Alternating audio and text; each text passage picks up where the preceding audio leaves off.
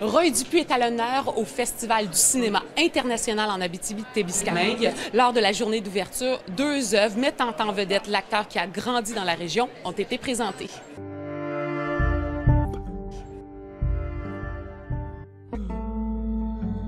Moi, cette idée que notre culture profonde avait cette influence amérindienne, tout d'un coup, ça fait « je viens de comprendre qui je suis ».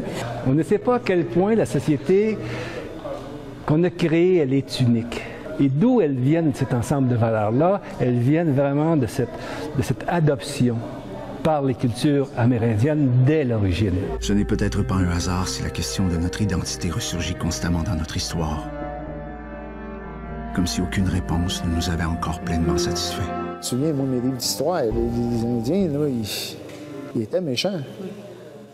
Ils ont torturé ils ont mangé des cœurs de prêtres, puis ils scalpaient du monde, puis c'est ça l'image. Je pense qu'il a fallu que les historiens se mettent au travail, puis là, ça recommence à sortir, la vraie histoire. Le documentaire sera à l'affiche au début de 2015. Il sera ensuite diffusé à la télévision de Radio-Canada.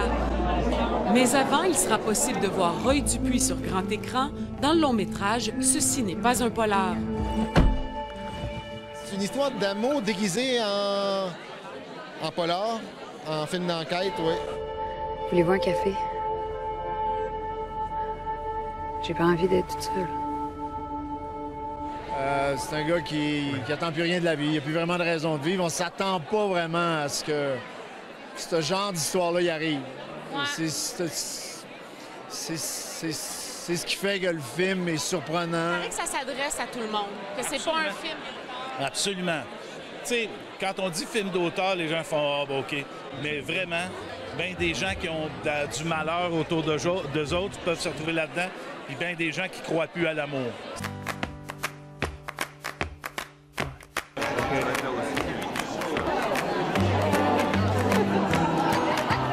Chaque jour, les artisans sont invités à partager les repas avec l'équipe du festival et à voir les autres films projetés. Voulez-vous un café?